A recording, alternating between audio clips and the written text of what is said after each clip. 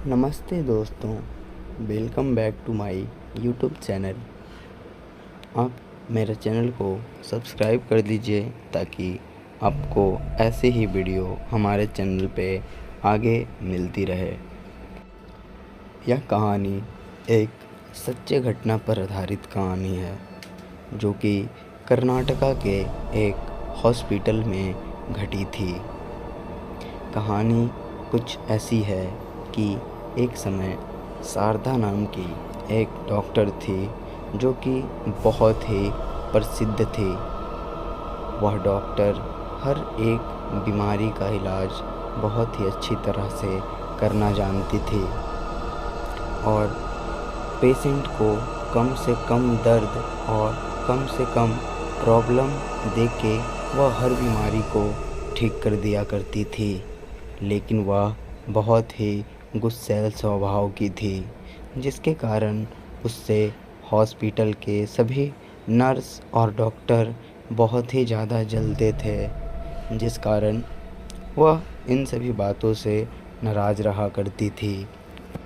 लेकिन यह बातें सभी डॉक्टरों को पसंद नहीं थी कि वह सभी से अच्छे तरह से बात नहीं करती है, जिसके कारण हॉस्पिटल के अनेकों डॉक्टरों से उनकी अनबन चलती थी।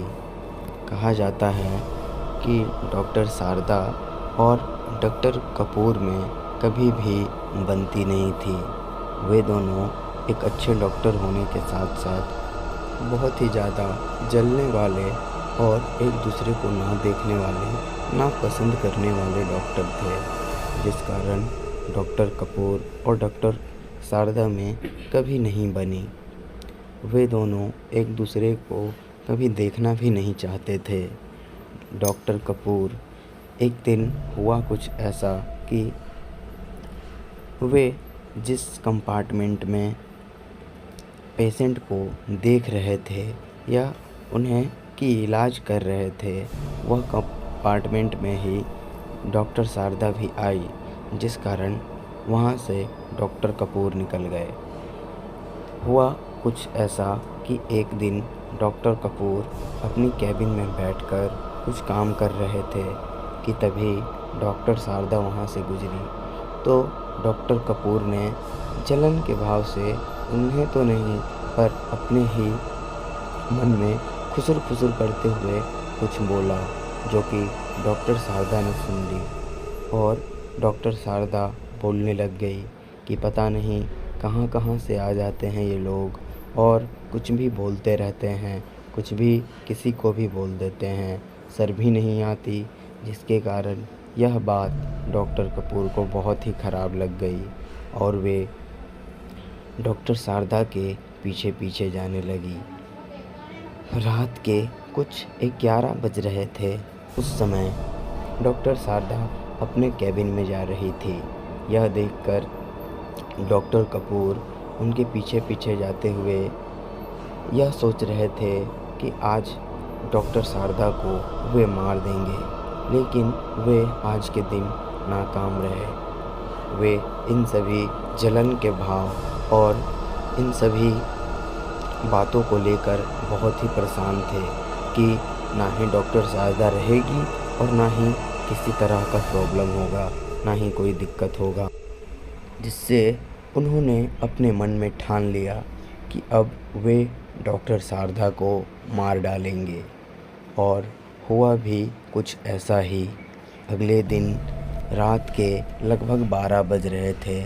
डॉक्टर शारदा अपने कैबिन में जा रही थी। कैबिन के तरफ जाते जाते उनके कैबिन के पास ही एक बड़ा सा पानी का टंकी पड़ता था, जो कि खुला हुआ था। वह टंकी बहुत ही गंदी हो गई थी।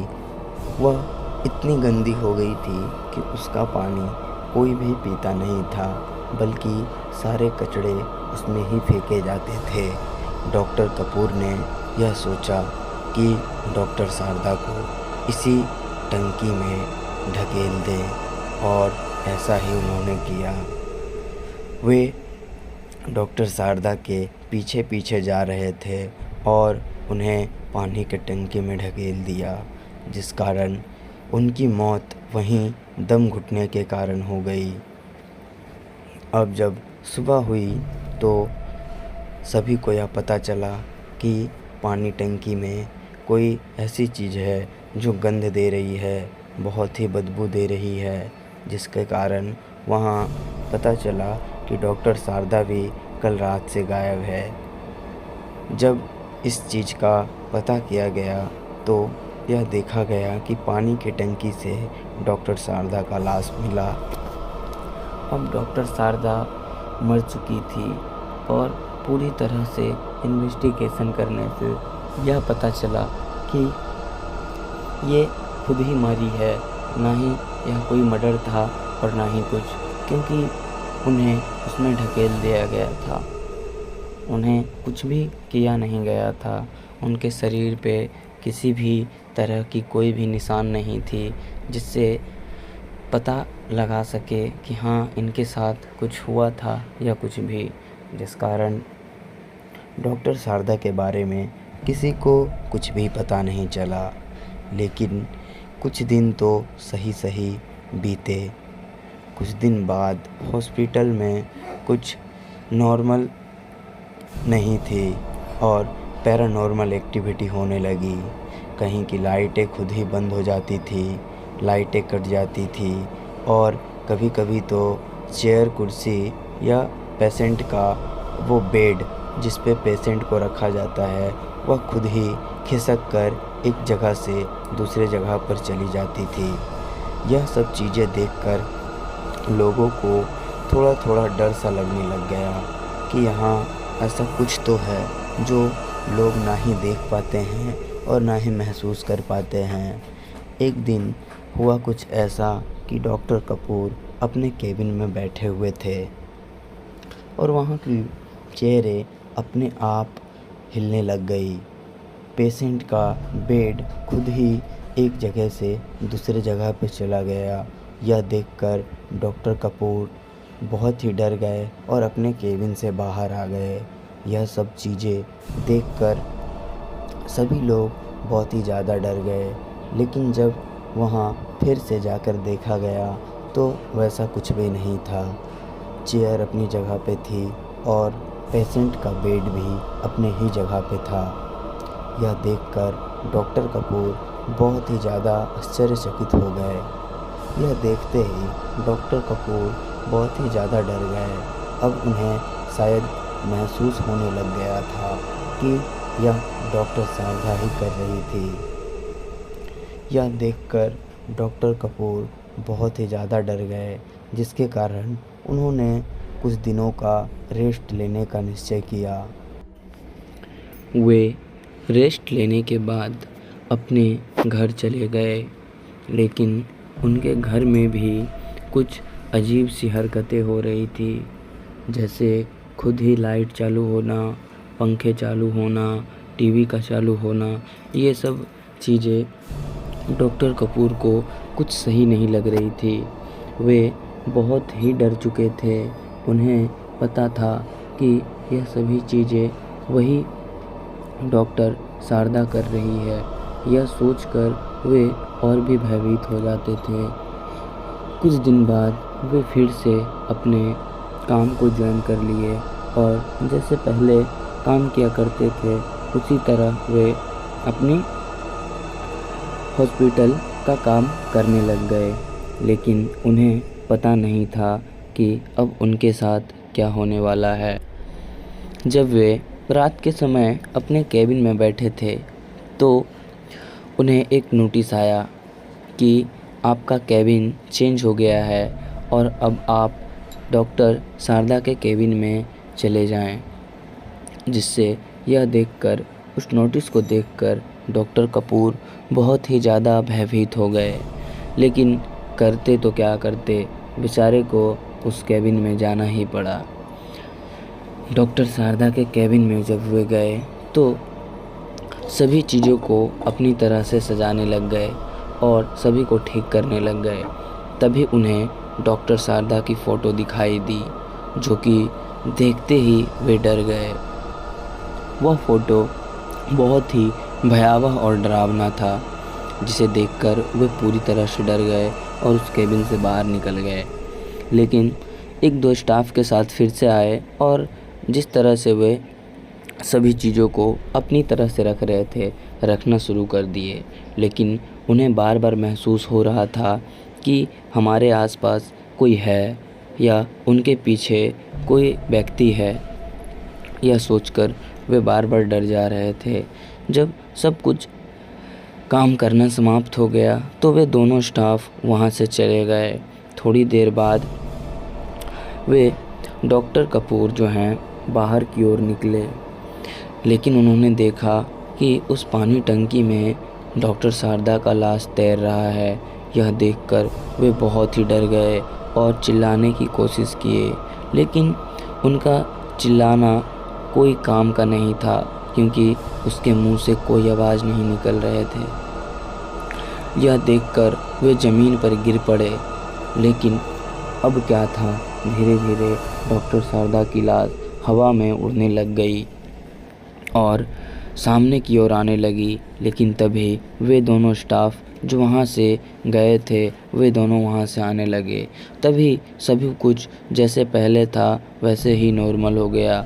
वहाँ ना तो डॉक्टर शारदा की लाश थी और ना ही ऐसा कुछ था जो कि डरावना था।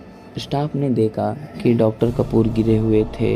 यह देखकर वे दोनों स्टाफ दौड़ के आए और डॉक्टर कपूर को उठाए। तभी डॉक्टर कपूर ने कहा कि मेरे साथ बहुत ही बुरा हो रहा है, बहुत कुछ ऐसा हो रहा है, ऐसा प्रतीत हो रहा है जैसे कि डॉक्टर शारदा मेरे ही पास हो, अभी भी मेरे ही आसपास है। तभी स्टाफ ने कहा ऐसा कुछ भी नहीं है, हम लोगों को तो ऐसा कुछ भी प्रतीत नहीं हो रहा है। तभी डॉक्टर ने कहा कि हाँ, तुम लोगों को शायद प्रतीत हो भी ना। तो दोनों स्टाफ ने डॉक्टर से पूछा ऐसा क्यों। तभी डॉक्टर उन दोनों स्टाफ को गुस्से से बोलते हैं कि तुम लोग जाओ यहाँ से, कुछ भी नहीं, मुझे कुछ भी नहीं हुआ है। ऐसा बोलकर वे उन दोनों स्टाफ को वहाँ से भेज देते हैं। लेकिन थोड़ी देर बाद वे अपने केबिन में जब बैठे होते हैं, तभी उन्हें फिर से वो लाश दिखाई देती है जो कि डॉक्टर शारदा का था। यह देखकर वे बहुत ही ज़्यादा डर जाते हैं और फिर से वे पास जाकर देखना चाहते हैं कि तभी उन्हें पीछे से कोई धक्का दे देता है, जिस कारण वे उसी तरह जिस तरह डॉक्टर शारदा उस पानी टंकी में गिर गई थी, उसी तरह वे डॉक्टर कपूर भी उसी पानी टंकी में गिरकर मर जाते हैं। और सुबह उनके बारे में भी पता चलता है कि डॉक्टर कपूर भी उसी पानी टंकी में गिरकर मर चुके हैं, जिस कारण सभी लोग यह सुनकर और देखकर बहुत ही डर गए थे। अब सभी को ऐसा लग रहा था कि वह टंकी बहुत ही भूतिया है, जिस कारण अब उस हॉस्पिटल में ना तो कोई पेशेंट आता था और ना ही कोई उस हॉस्पिटल में रहना चाहता था। जितने भी डॉक्टर और पेशेंट थे वे लोग भी अब धीरे धीरे उस हॉस्पिटल को छोड़ दिए, जिस कारण वह हॉस्पिटल अब पूरी तरह से भूतिया बन चुका है और वह एक कब्रिस्तान में बदल गया है। वह हॉस्पिटल जो कभी बहुत ही अच्छा हुआ करता था, आज वह बहुत ही सुनसान पड़ा हुआ है, जिसमें ना तो कोई पेशेंट है और ना ही कोई डॉक्टर। बस आत्माएं उसमें घूमती रहती है और किसी न किसी को कभी न कभी मारते रहती है। सो डॉक्टर शारदा ने अपने मौत का बदला डॉक्टर कपूर से ले लिया। यही इस कहानी की समाप्ति होती है। सो थैंक यू दोस्तों, इस वीडियो को फुल देखने के लिए आप लोग से निवेदन है कि इस वीडियो को लाइक कर दीजिएगा और शेयर करिएगा। सो थैंक यू दोस्तों।